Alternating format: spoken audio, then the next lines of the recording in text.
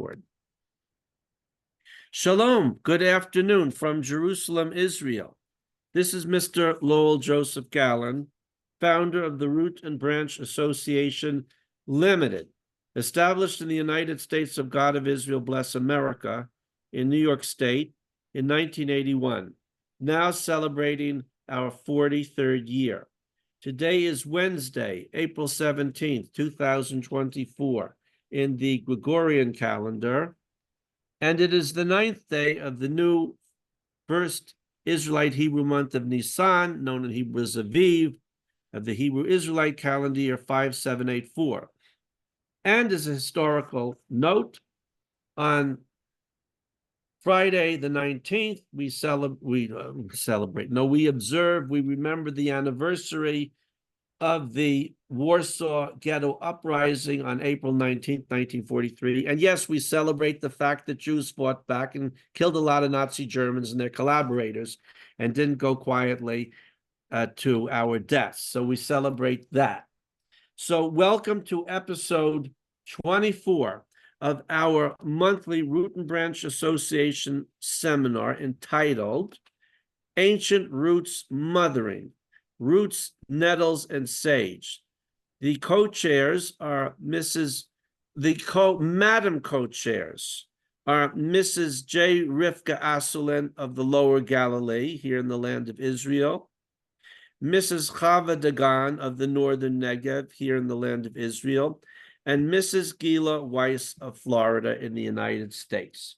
Now let me do my rainmaking bit for all of us before I hand over the mic to our Madam Co-Chairs. I only recognize chairs and Madam Co-Chairs. I don't recognize other categories of reality, but I do feel sincerely sorry for those who fall in between being male or female through no fault of their own or bad choices that they made.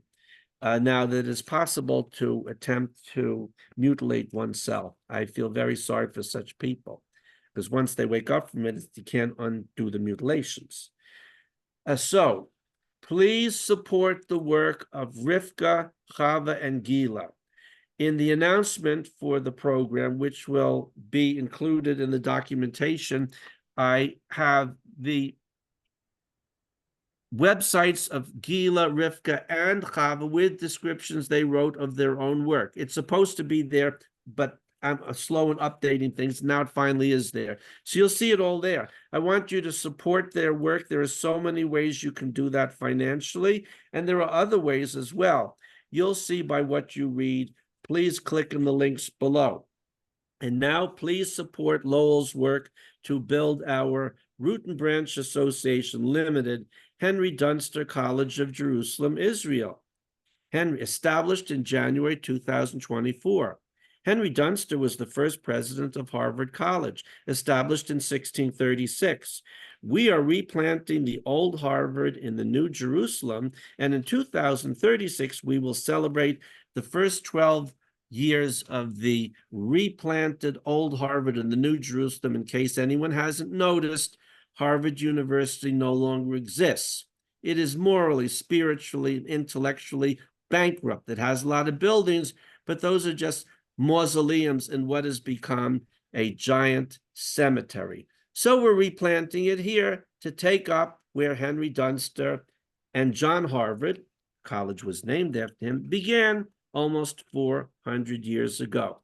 Here in Jerusalem, we are building our Hebrew Bible-based broadcasting network to share life-giving traditional Israelite teachings with our fallen world and to honor the God-land Torah and people of Israel and all humanity. And we want to thank, please join us as a builder of our Hebrew Bible-based broadcasting network, and we want to thank the small and growing number of people who are doing just that. Please click on the link below. And now, without further ado, I am handing over the mic to Chava, Gilla, and Rivkah. Madam Co-Chairs, ladies, it's all yours. Thank you so much, Lo Aryeh. I loved what you said about the cleaning up of the world right now, because that is happening in a microcosm in all of our houses right now, as we prepare for the festival of Pesach, of Passover, which actually requires a cleaning of the home. Now, the halacha doesn't say clean your houses. That isn't how it's approached. It's super sneaky. It says get rid of all the chametz. And in order to find all the chametz, you've got to clean your home. You've got to lift things up and go in the couch cushions and go through every single cupboard and take everything out and see what kid threw a Cheerio in there or whatever. That is not an endorsement for Cheerios, by the way. I do not endorse processed cereals at all. But it's just a relatable way for many mothers to understand the process. Substitute your own all natural, wholesome, healthy alternative to Cheerios there. Okay, but that is what's happening. Now, the holiday is really about cleaning up ourselves, which is a good thing because that's exactly what we need to do. As Lil Aryeh mentioned before we began, Hashem is cleaning up the world right now, but we need to clean up ourselves. And so the meticulous process of externally cleaning, we're supposed to be doing internal cleaning at the same time. Our environment is supposed to be a reflection of what's happening spiritually on the inside, because really, I mean, yes, it is important to Hashem that we clear this chametz, or leavened grain, one of these 5 grains, from our home. However, the symbolism of that, as we're taught typically right off the bat, is that the chametz, which is basically, just for anyone who doesn't know, there's 5 grains. Correct me if I'm wrong, ladies, but we've got wheat, oats, rye, spelt, and barley. Okay, and then any of those grains that have had contact with water past a certain amount of time, right? Because if, a shortened time where they're baked immediately is how we get matzah.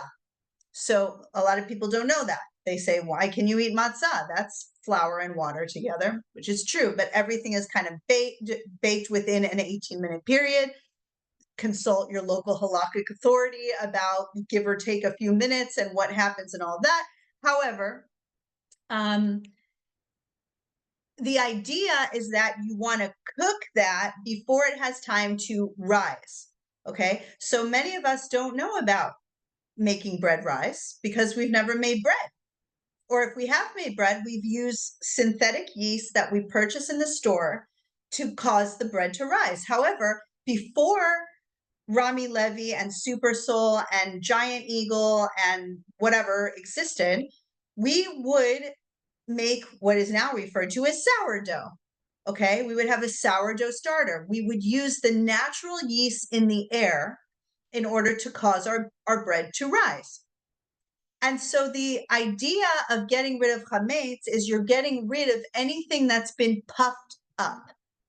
And the symbolism there is that we puff ourselves up all the time. We do things to make us feel better about the bitterness, the real bitter hardships that we have in our lives. Okay, so that could be having really nice furniture. That could be wearing makeup, to cover the wrinkles or whatever it is. There's a lot of ways in our lives that we try and really puff ourselves up, try to make ourselves feel better and stronger and healthier and more vibrant than we really are, or we are really feeling. Okay, it's not a bad thing. That's why it's not forbidden. However, it's something we need to take notice of, and we get to do that once a year at Pesach. We get to take notice of the fact that we do this, and that things, you can puff yourself up as much as you want. You can have as much plastic surgery, have as much nice new clothes, have as much lipo or whatever. But the reality is we're aging, taxation is theft.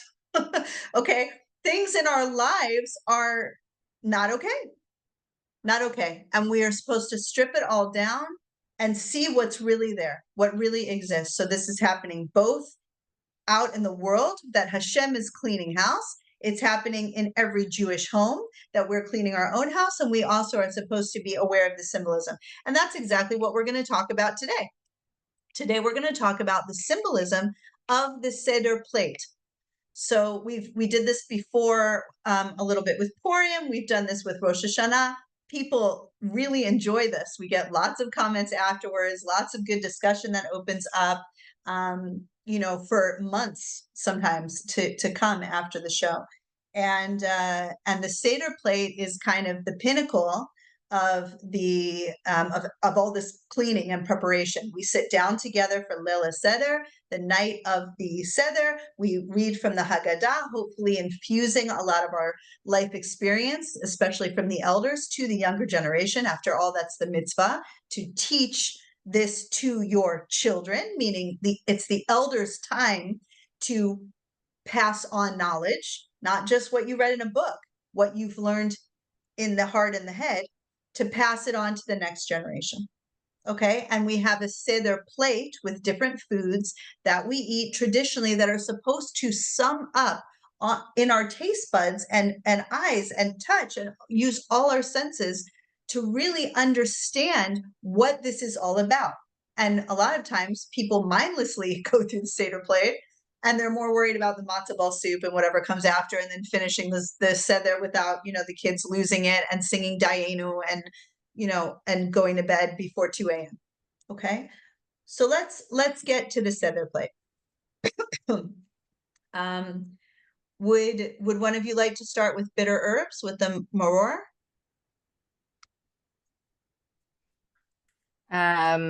Okay. Yeah. So if anyone was there during the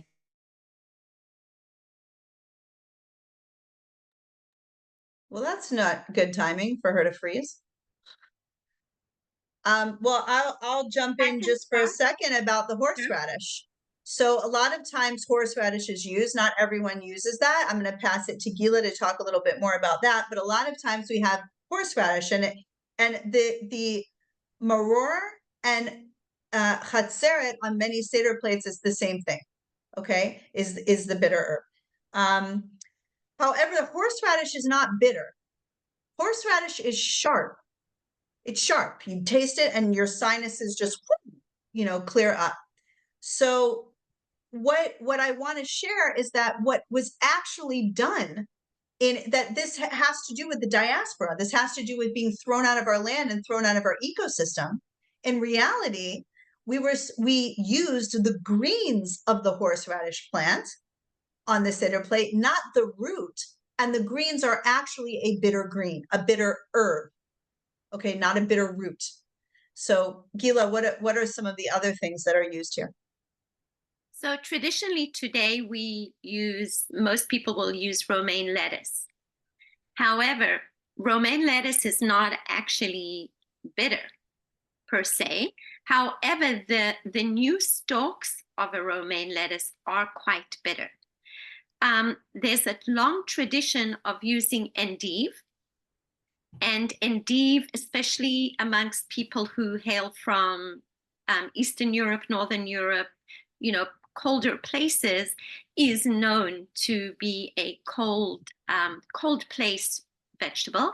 It is very bitter. Even in the US, there were, especially amongst Hasidim like Chabad, endive was the preferred bitter herb on the Pesach table. There are some other customs here and there. You can look things up, ask your grandparents, maybe they remember. People would have used, from Eastern Europe, people might have used chicory. I've heard stories that people used chicory. Chicory played a really big part in folk and traditional medicine of people from Eastern Europe. And it was part of many recipes and meals. It was used medicinally in almost every kitchen, and it was known as being bitter. So it was used during Pesach as well. Another one that we know was likely used was sorrel, which grows along the roadsides anywhere you go in Europe and Eastern Europe. And there is a famous traditional Eastern European soup called Chava, which is made predominantly from sorrel, Today, there are many substitutions, but if you have a grandmother, she either makes the real deal or knows about it, and that's one more. And the other one that isn't often mentioned is dandelion. Typically, dandelions come up in the spring. They are so common. Anyone who lived in a village, who lived even in a city years ago, even today, actually, even when you live in Brooklyn, sometimes you can see a dandelion popping up. Dandelion leaves in the spring are bitter, but not as bitter as later in the summer.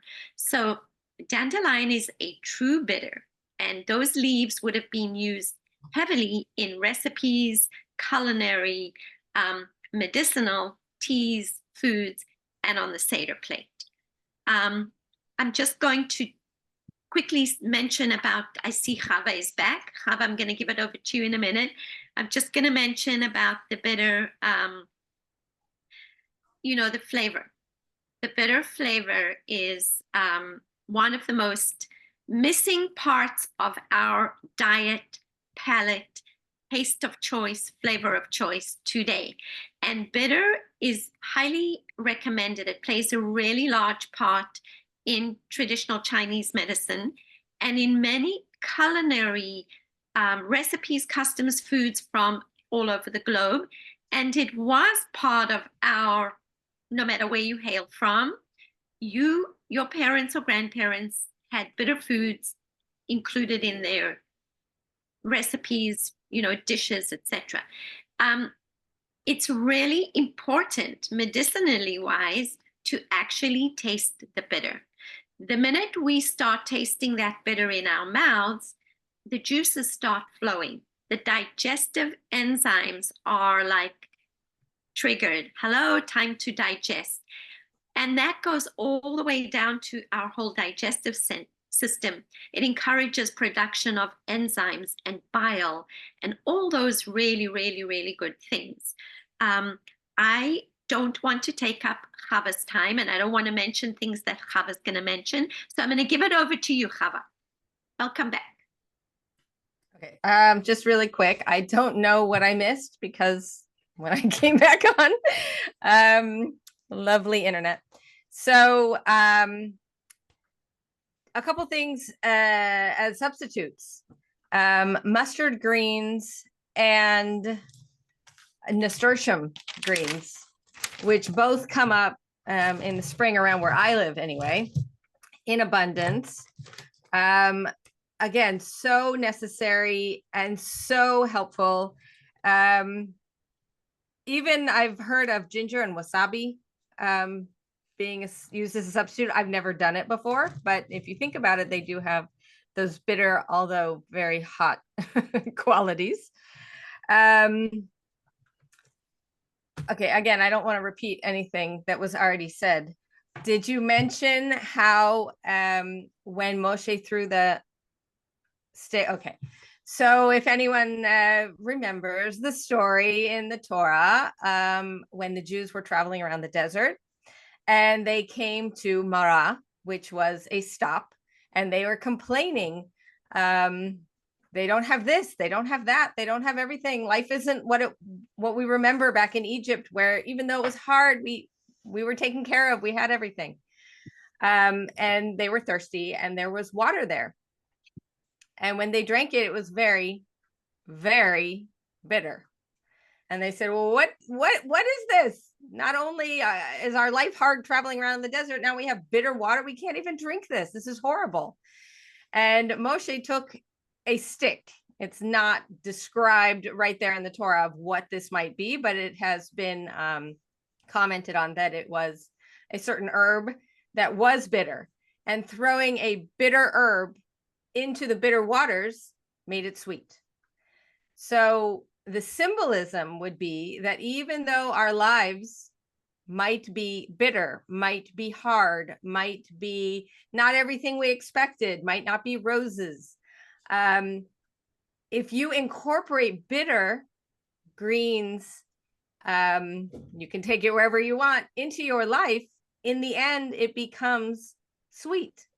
So if we accept the bitterness and turn it around for ourselves, we can actually make it work for us. Yeah, beautiful. Absolutely. The cure the cure for bitter is more bitter before it's sweet. And that's on every level, and homeopathy, for example, like cures like. I mean, I feel like that's the origin story of homeopathy for the Jewish people, really. But anyway, so a couple things. Mustard and nasturtium are not bitter, but they are totally replacements. People use them. They're still in that horseradish kind of sharp taste, which is different.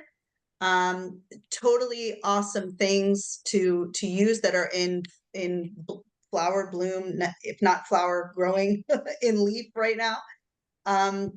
The dandelions, which are in so many parts of the world, are not wild weeds in Israel. They're not. Oh, my herbalist friends are always shocked. And so the idea to use chicory, Gilla, I love it so much because chicory is a wild weed all over my yard and all over the Galilee. And I just entered a video that I made for Ancient Roots Israel, the virtual plant walk series. You can go ahead and watch that to identify chicory yourself. So I was watching a podcast for the Good Medicine Confluence that Gilla and I will be speaking at this July. There's the official announcement. We wish Chava would be with us as well, but we've got a scheduling conflict, unfortunately. So it's just the two of us, but come and join us in Durango, Colorado, July 10th through 14th, I believe. At any rate, I was watching some publicity material for that, and one of the herbalists there was talking about some herb, I forget which one, but she said like, yeah, and you can taste it yourself. That is a very bold experience. And the guy was like, it's super bitter, next to her. And that's how I feel about chicory. And I made this video of like eating chicory, especially once it's aged a little bit, some of the older leaves. I did it on this video so you could see my reaction for the first time, but it is a boldly bitter experience. And that is exactly what you want, of course. The spring cordial, so everything that we spoke about getting the bile flowing and the juices flowing, that actually is an indigenous practice for many indigenous people, not just Jews, and we are an indigenous people as well, to have a spring tonic, to kind of rev up a sluggish immune system and a sluggish digestive system and a sluggish system, because things get sluggish during the winter. You're cold, it's here, it's rainy, you're not outside as much, there's less daylight hours, you're not getting as much physical activity. We'll talk about that a little bit later. And so these spring tonics of bitters are what are used in indigenous cultures all over the world. So yeah, I think that's really special. If anyone questions the indigenous nature of the Jewish people, that's like, there's so many parallels. I'm writing a book on that right now. But anyway, okay, yeah. Gilla, I know you wanted to comment on this as well. I'm just sorry. Remind me what I'm commenting on. Forgive me. Oh, the bitter herbs, which is really the maror and chatzeret. I'm covering them both together. Okay, I thought we covered the bitter herb. Yeah. I thought you said you wanted us to come back to you when you passed it to Chava. Oh, no. We covered it. I just, Okay. wasn't sure what you covered and Chava would have covered, and I didn't want to. So okay. We're good. So we'll move to the next bitter herb, which is not the chatzeret or maror. It's actually the karpas. Many people use a bitter herb for this. Not all people. Gilla will talk a little bit more about some other traditions. But the karpas is typically, wow, everyone's disappearing. It's typically some parsley. And it's how we start the meal. The parsley is dipped in salt water. Okay, so what's the symbolism? We all know, since it's the first thing we're taught, why are we doing this? Why is this night different than all other nights, right? That's the question. But we don't always really go into it and take the time to kind of meditate on it. So we're eating parsley or some other symbol of spring. Typically, a symbol of spring is a bitter green herb. Why? Because things start coming into leaf. They shoot up. They start, I don't know that blooming is the right word, sprouting or beyond sprouting, getting to the point where you can recognize what plant they are, because a sprout, you know, it's got like 2 little leaves. You have no idea what that is. My kids always ask me, and people will ask me on a plant walk, what's this? What's this? I'm like, I don't know. It's like 1 day old. Who knows what that thing is? It needs to have some kind of identifying characteristics. And really in spring is where everything's got those identifying characteristics that you can start to see what it is. Not everything, but many things. Okay. So the dipping in the salt water, as we know, represents the tears of our ancestors, right? The salt water, which is what really makes up our body. We are majority water. And a lot of that is very salty water. And the salts are very healthy for us and helps, as Gilla taught me so clearly that when I was speaking in Colorado last time, make sure every time you drink water when you're up in the mountains to have salt in there so that it really kind of pushes the hydration into the cells. It's so important. If you think about hydration, you know, what is hydration? Water is life. Water is Torah. Water is our ability to be flexible, to roll with the punches. We're not dried out and stiff, you know, we're not a piece of jerky. We're not biltong for the South Africans, right? We're fluid. We have some movement. We have some flexibility with the ups and downs of life. And so this symbolism of really getting the moisture into your cells, getting it in deep so that you can be flexible with these bitter situations that happen in life, I think is very beautiful. And the renewal, which we all know, all of those, you know, rev up the digestive system and all those things. And it starts the meal, and we're told, or I was taught, that this is because this is how the Roman noblemen would begin their meals. They would always start meal by dipping some parsley or some herb into salt water. And it was like their little appetizer to kind of whet their appetite, as Gilla said, to get the juices flowing, get them ready for a full meal and to eat more. And so because we are celebrating not being slaves, which is what this holiday is really supposed to be about, and it's getting more and more challenging to celebrate that fact, because that fact is getting more and more not clear. However, that's, you know, that's perhaps one of the reasons too, is that we're mimicking, really, we are the royal family. That's the Jewish mission, is to be the royal family and the servants of all of humanity, to teach all of humanity how to be, to work for them, to work for their goodness and health. We're taught that everything we get right in our homes as Jews goes out to the whole world. It brings goodness to all non-Jews, all the world, everybody. It's this very big responsibility. So that symbolism of nobility and as well working in there, I think, is important. Okay, more thoughts about karpas?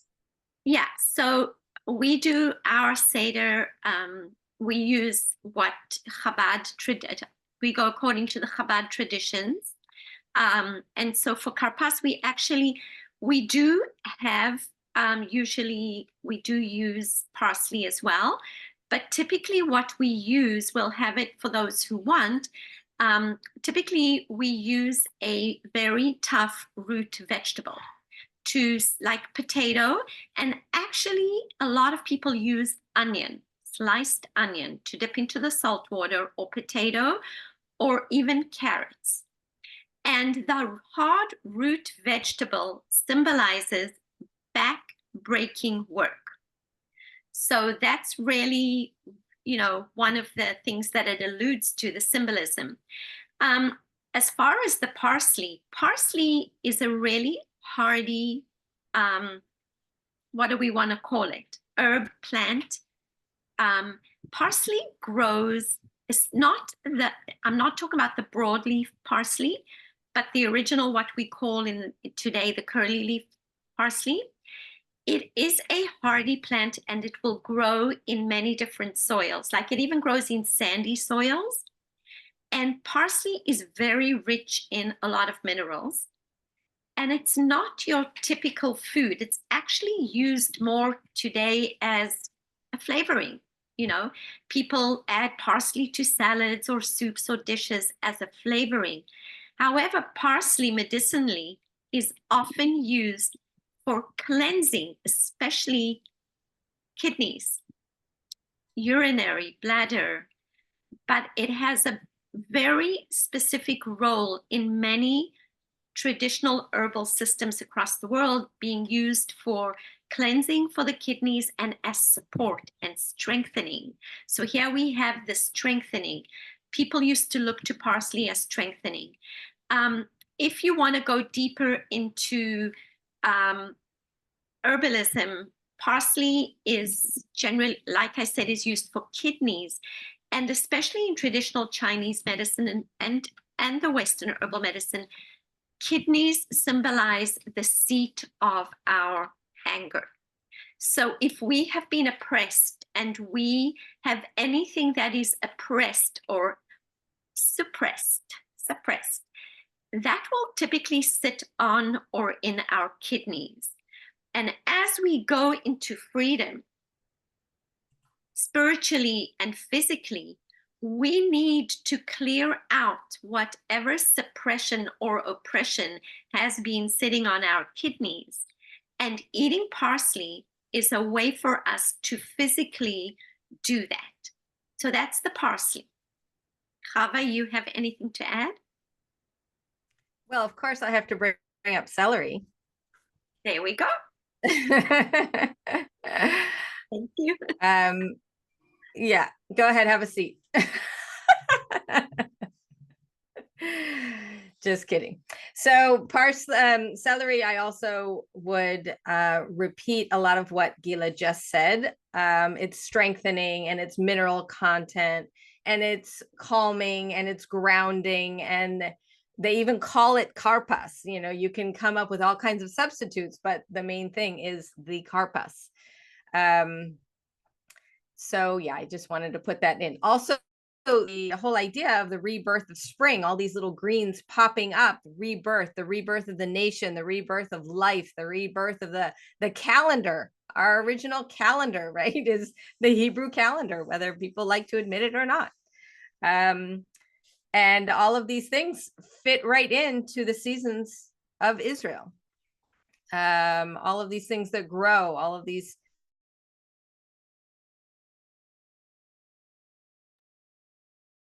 Gosh, it must be not a good day for the internet for Chava.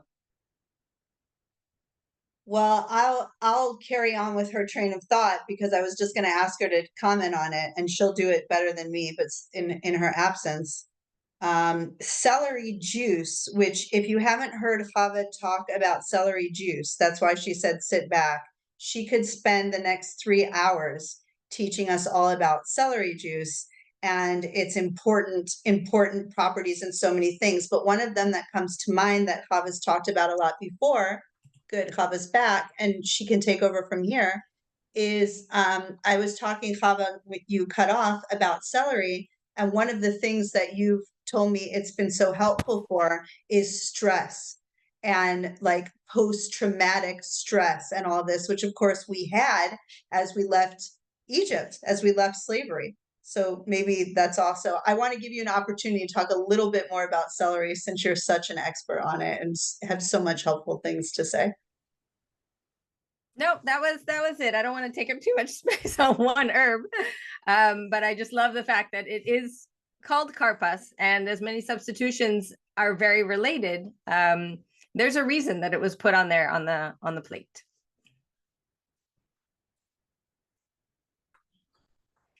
Okay, parsley also.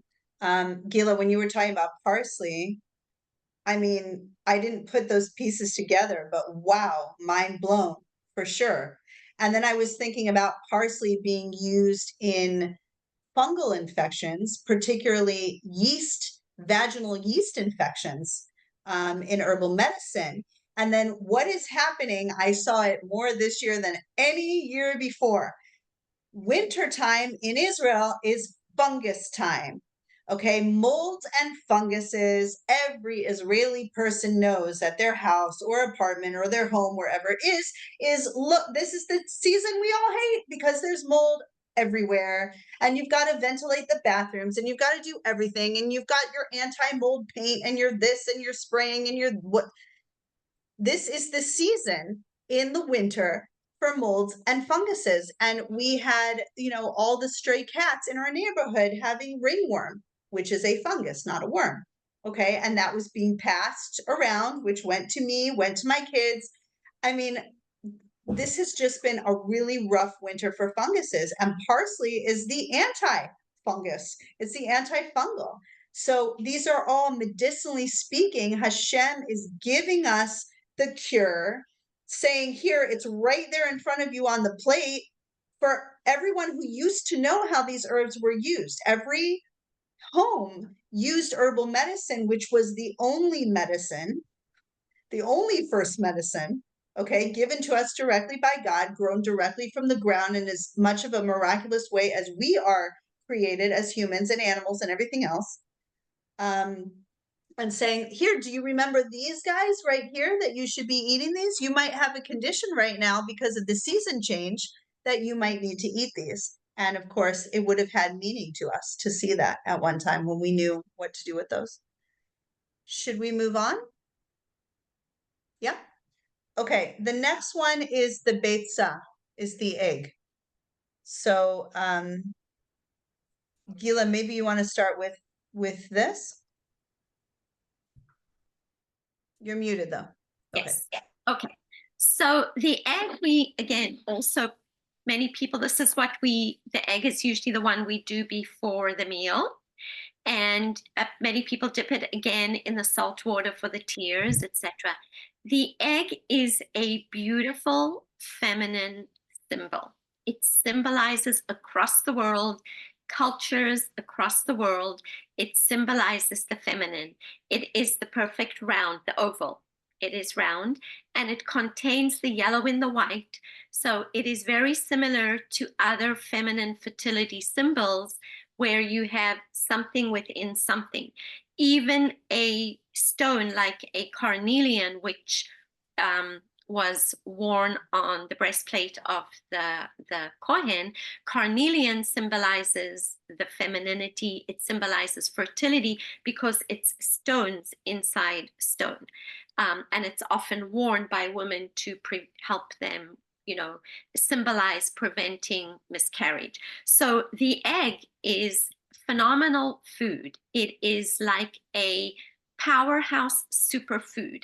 It has gotten such a bad rap in our modern times, but it plays a really big part in history, and it plays a big part in nutrition and recovery and illness. So typically, if someone has a burn and they are hospitalized, in the burn unit, once they are eating, if they are eating, when they are recovering, they are fed eggs. And now typically when we think of a lot of eggs, we might think, oh my gosh, 3 eggs is a lot of eggs.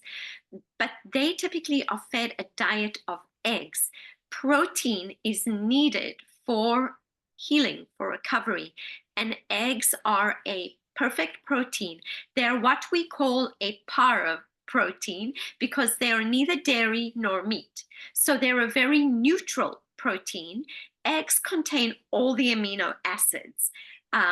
So they have that as well. The other thing about the egg is that it can be eaten in many different ways. But the way that we typically use it at the Seder is we have these boiled eggs that are kept in their whole state, a wholesome, intact food, medicine, symbol. Chava, Rivkah, do you have something to add?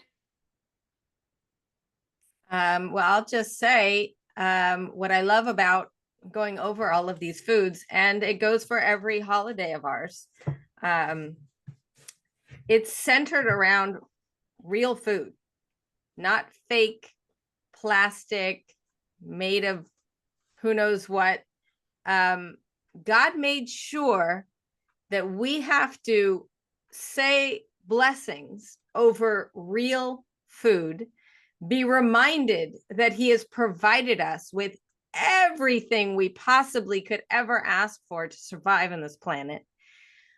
We don't need laboratories. We don't need all the scientists, and we don't need GMOs, and we don't need all of these crazy things that they're always coming up with. We just focus on the simplicity of God's gifts of real food. That means real greens, real eggs, real meat, we're going to talk about in a minute, real bones, real, these things are real for a reason. And to be the Jewish people, we had sacrifices that we once did with real animals. There are seasons when the greens or even the hens are laying eggs. There's a season to everything, and everything works so perfectly in this world. And it's brought to our plate, shown to us so that we can bless and talk about these things and ingest them. And therefore never forget that it's God who provides us with food, not some laboratory somewhere. And it's really important because we are getting further and further and further away from this.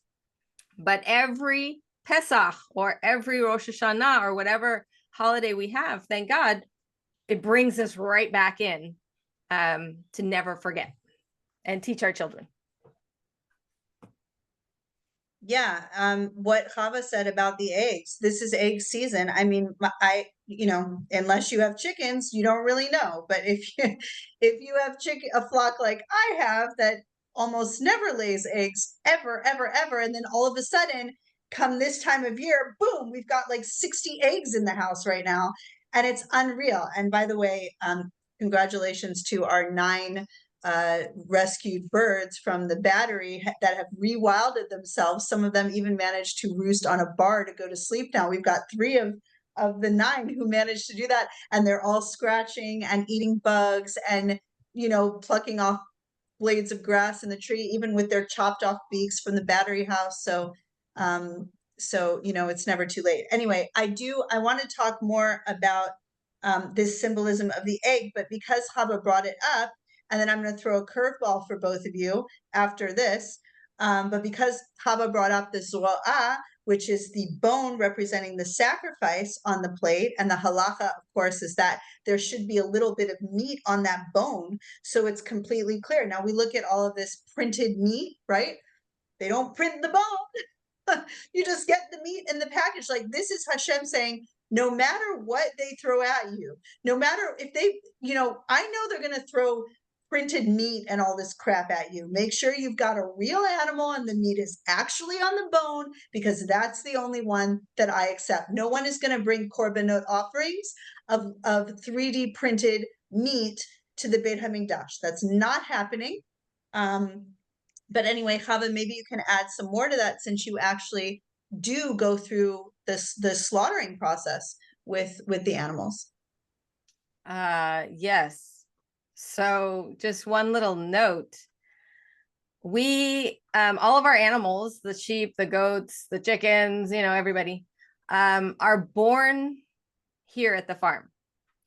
And there's something so satisfying, I guess you can say, by being there for the birth, hands on the animal through its whole life. And then when it comes time for shechting it, you've completed a whole life cycle. And I think this is really, really how it was so meant to be. It just feels so satisfying. And I am a vegetarian. I don't eat meat. My family does.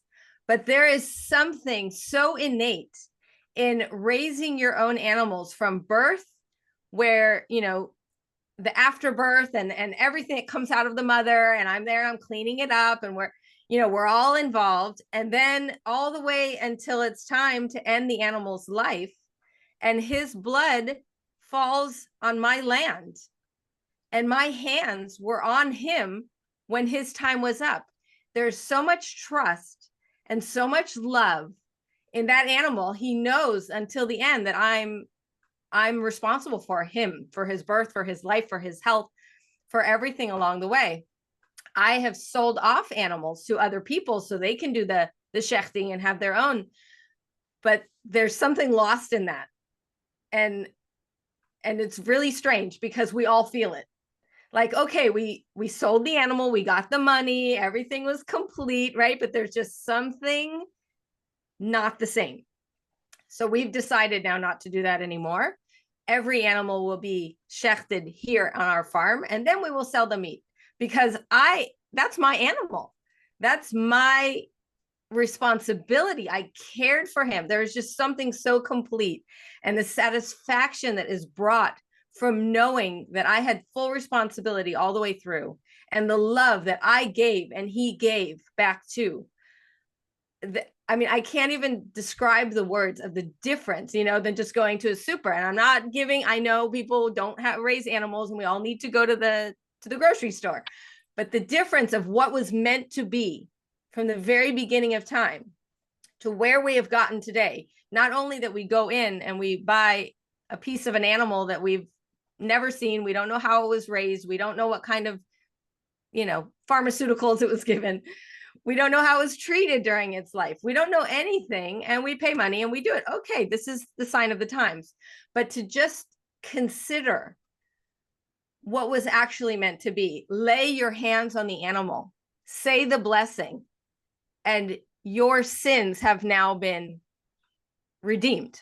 That was the purpose of this animal. And it's such a, you bring it on so many different.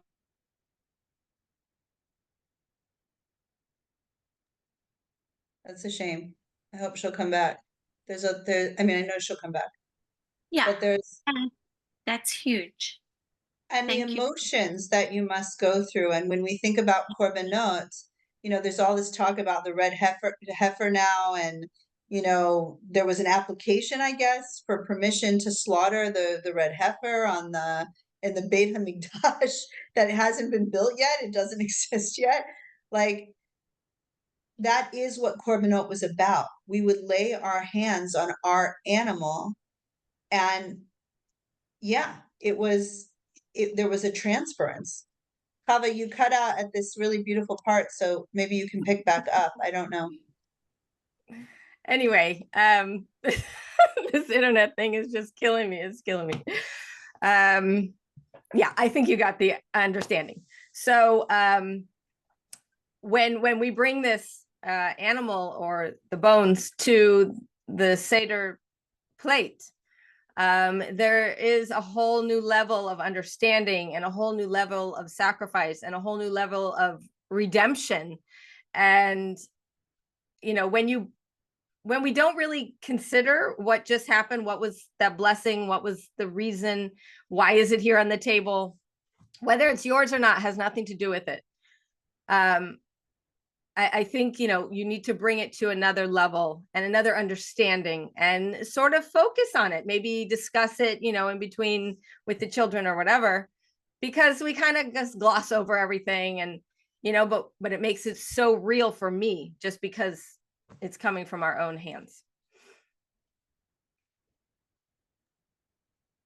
Well, ladies, we've come to the point, you don't have to stop recording Rivkah, but for myself, for the Root and Branch programming, come to the end of the recorded session. And actually, if you continue in recording, it's just I have to go now to help make a minion up the hill. That's why I moved all the programming. I can use yours. You go on recording as long as you like, because I like all my programs, and I always look forward to this one. I learned so many practical things, and so I'd rather use when you can. You continue recording as long as you like. I will. Yeah. And then I'll couple more to download cover. it from your website. I want to Great. thank always Chava and Rivkah and Gilla for bringing so much Torah-based light from Jerusalem to our fallen and dark world. It's the darkness before the dawn. The dawn has already begun. It's a mix. As Zachariah said, it'll be a day that's neither day nor night, right before the night totally clears. if anyone can't see, that's the period we're living in. Well, I can't help you. But anyway, so thank you so much, and thank you to your live studio audience, your friends from Oklahoma City and other points. I'm not sure where, but you know where. And we wish our viewers and listeners a Shabbat Shalom from Jerusalem, or Shabbat Shekin. We'll reconvene in a month. And next week on Monday night and Tuesday is Monday night is the Seder and Tuesday is Passover. And we hope we'll see many open miracles for the children of Israel and friends of Israel, the Godland-torn people of Israel all over the world. So shalom, and see you in a few weeks.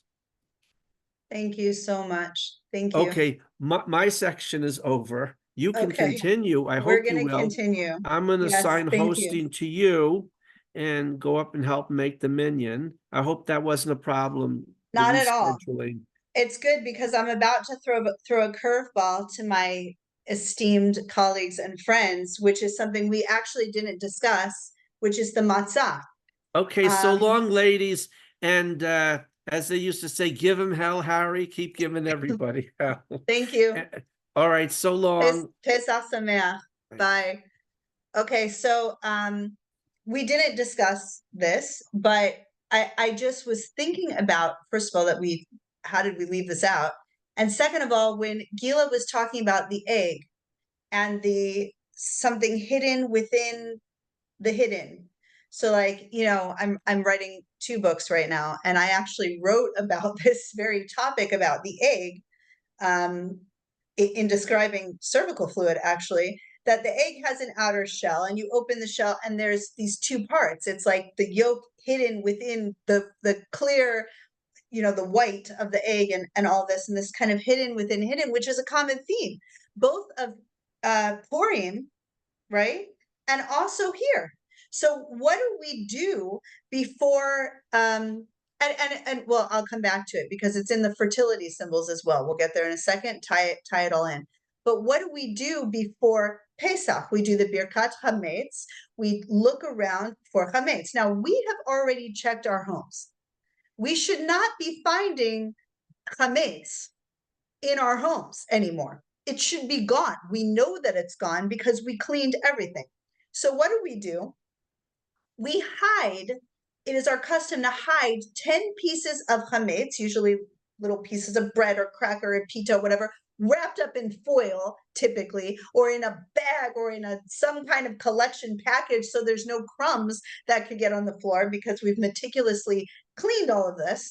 But we hide these 10 pieces and we go by candlelight. Okay, I understand some people use a flashlight and there's other things now, but traditionally this was done by candlelight, and traditionally from a natural beeswax candle, talking about the natural, wholesome, all of this.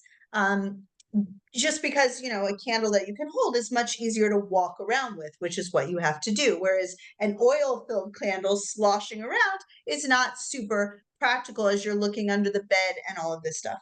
And it's kind of a really beautiful custom, and usually there's a feather involved. And we talked about the egg and the chickens. I mean, everyone would have had a small flock of chickens in their yards, and so they would have had these feathers, kind of naturally in their yard, like I do, as the birds go through the seasons and change, molt and change their feathers for the new season. But anyway, I was thinking about Bidikat Chametz, where we look for the Chametz, and then I was thinking about the Afikoman, which is the same thing that happens on Leila Seder. We do the exact same thing, except now it's not with Chametz, it's with the matzah. And one of the elders hides the afikomen, which is a piece of matzah that's been broken off. And then the younger generation is supposed to look for it. Okay. Now, I've been taught, and I'm sure most of you have been taught, that this was just something we did to keep the kids awake. Okay. But I'm telling you, we don't do anything to keep kids awake. We don't. We really don't. everything we do has a reason, it has a purpose, and it's layered with meaning, like all indigenous people. Okay, when everyone wasn't literate and all of these things, the symbolism was hidden in the actions, just like hidden in medieval paintings or Renaissance paintings. What was the fly on the subject? What did that mean? If they were holding a forget-me-not, what did that mean, right? Everything was layered in meaning. There's no reason to believe that we veered from the world's traditions by having no meaning whatsoever and just, trying to put on some kind of performance that would wake the kids up. No, there is meaning. And it's the same meaning that we have hunting for the chametz. It's the requirement to search for that which is hidden by the elders. Both times, the elders in the home hide either the chametz that's been wrapped up for the younger generation to find, and the head of house, who's also supposed to be looking with them, but it's written everywhere that this is really the children should be involved in this. And the same with the afikoman. It's hidden by an elder for the younger generation. Now, there may not be any more multiple generations in the home. The grandmother may not be there. Maybe the parents are doing the hiding or whatever. But if you have a multi-generational Pesach Seder, I implore you to please consider giving that honor of the hiding to the elders, the eldest people at your table, because that's really what the commandment is to search for that which is hidden, search for what the elders have left for you, and find it, those hidden things. Okay? Secondly, seek and you must find. There are no options to not find it. You can't not find the chametz.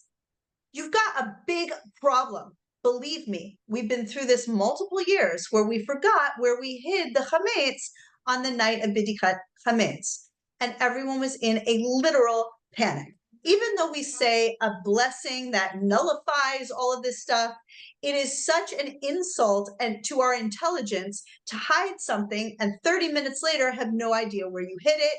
No one will stand for it. It's super embarrassing.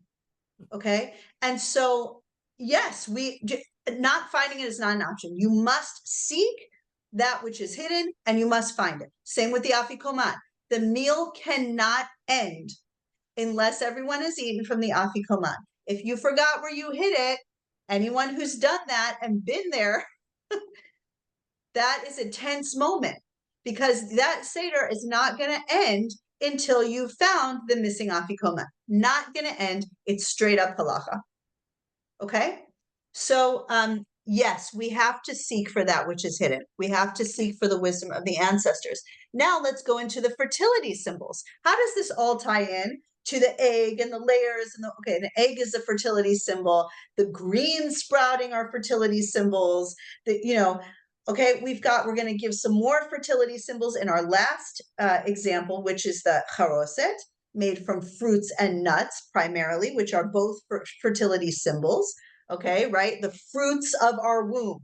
The nuts, literally the testicles, or, the zera, the seed, okay, which is both, it means two things. It means both sperm and seed, same thing. Okay, so these are a lot of fertility symbols. Why the fertility symbols? Yes, I get it that there's, all the new baby kittens are being born and the new animals are being born in the spring and all of that. However, the conception has already taken place in general. It's the birth that's happening now. And that's precisely what we need to focus on.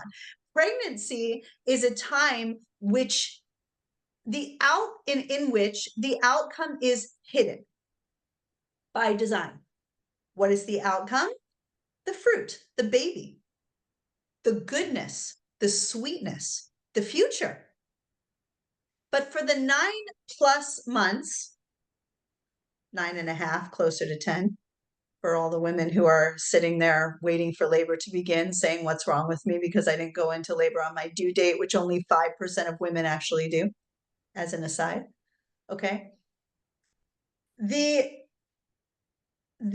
hidden aspect for all those months, Okay, I get that there's ultrasounds, I get that there's amniocentesis, but there wasn't ultrasounds and amniocentesis. This is a new development by Big Pharma. If you enjoy that development and whatever, okay, fine. But that is not the ancestral practices, and that's not what Hashem gave to us inherent in our earth. Naturally, that wasn't how our ancestors went through pregnancy for generation after generation, millennia after millennia.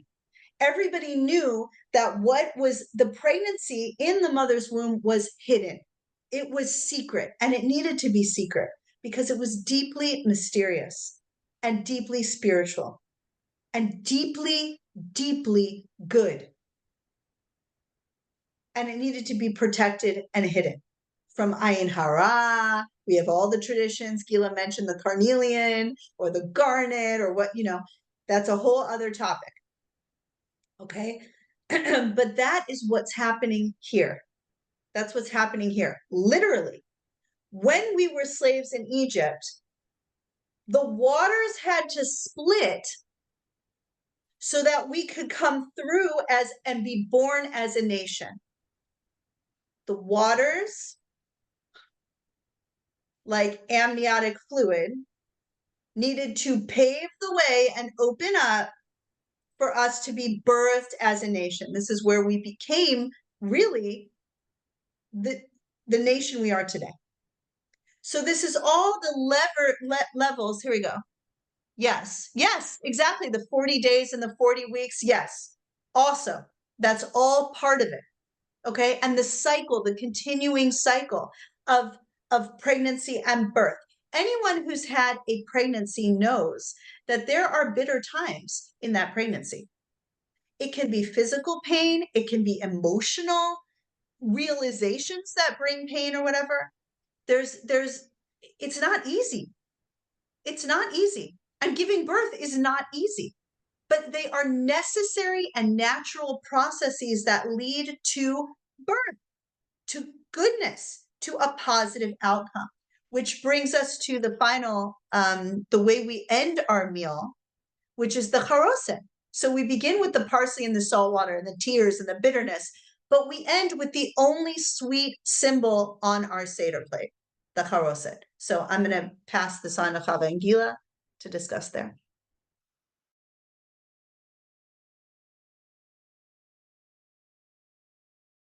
Probably Gilla, because Chava looks frozen. So I was actually going to discuss how we have, again, this is a custom that we follow, a Chabad custom. Many other people have this custom as well. Hi, Chava. And it's connected because everything's always connected to everything. And this is that at the Seder, one of the things that we do as well after we've already, made the hamotzi on our matzah, is we make something that is called the Hillel sandwich. And it's korech, it's part of korech, and we make a karich, a sandwich. So there's a play on the word there. And the sandwich, this comes because we actually read that during the times of the Beit HaMikdash, the times when the temple was still standing, Hillel would make such a korech, a karich, a sandwich. And what he would do was he did not eat the matzah or the maror on its own. He mixed them all together.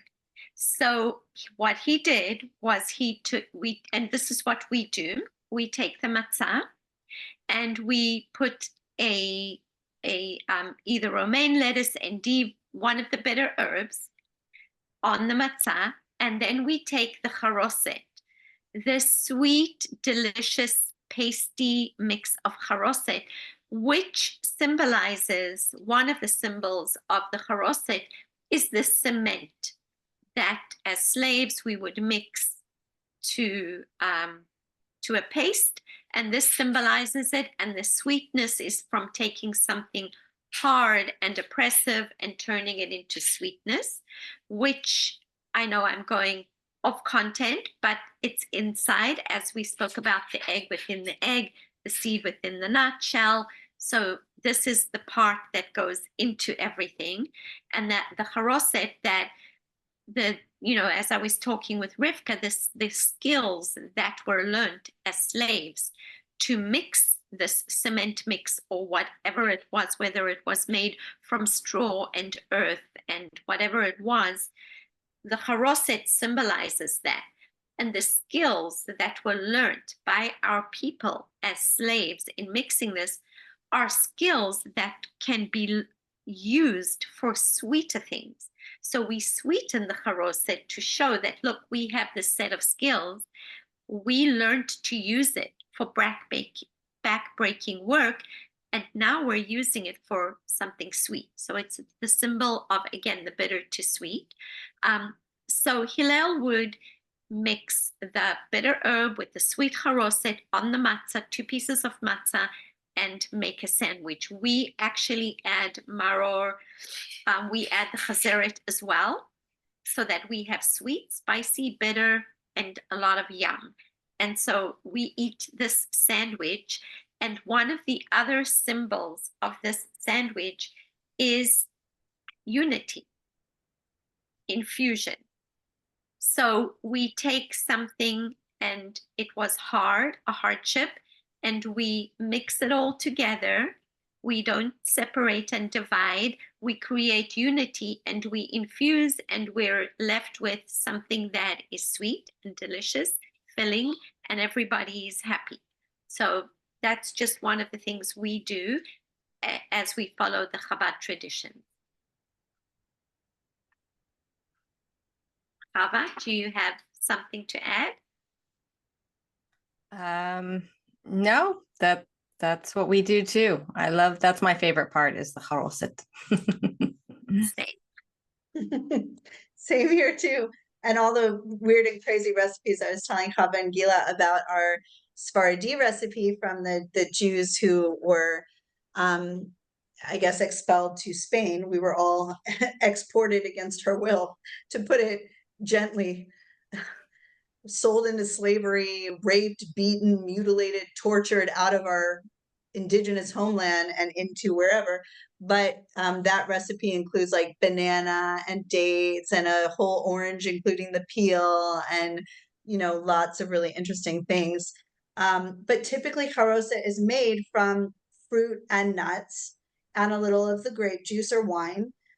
The fruit and nuts, of course, being those fertility symbols again, which I explained earlier. And of course, the grape juice, really, I mean, that's how we're toasting each one of our progression. And it's in there too.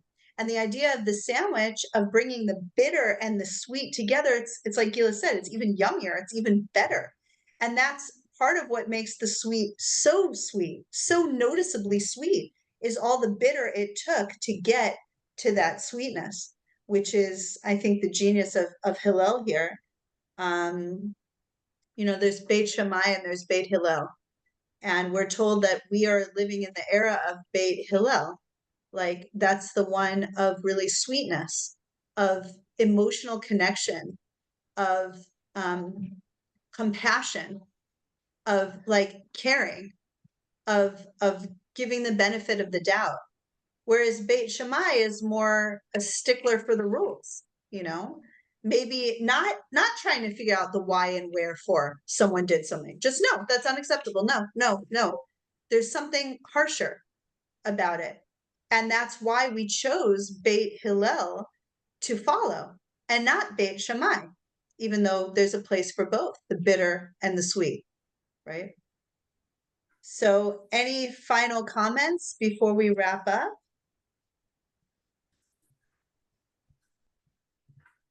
No, we're good. All right. In that case, I'm going to stop the video and open up Q&A. I'd like to wish you all a Pesach Kasher V'Sameach, a kosher and happy Passover. Time with your families. Remember to give your elders respect and special duties. It's really important for the younger generation to see that, to know that, so that we can all do the mitzvah of respecting our elders, which has fallen by the wayside. Unfortunately, it's time to bring that back. come and see Gilla and I speak in Durango, July 10th through the 14th. I put a link there. I may have some discounted tickets available. Gilla may have some tickets available. So you can contact us directly at all of the proper channels if you want to order through us directly. It helps finance our trip to go and speak. So we definitely appreciate that. That's one way that you can help. And I think that's it. Chava, do you have anything in particular to plug right now too? Okay, Chava's working on other things that she will be plugging in the near future, I hope, that that we're excited about. And thank you very much. Thank you all so much. This has been so wonderful. Chag Sameach. Chag Sameach. Asher v'Sameach.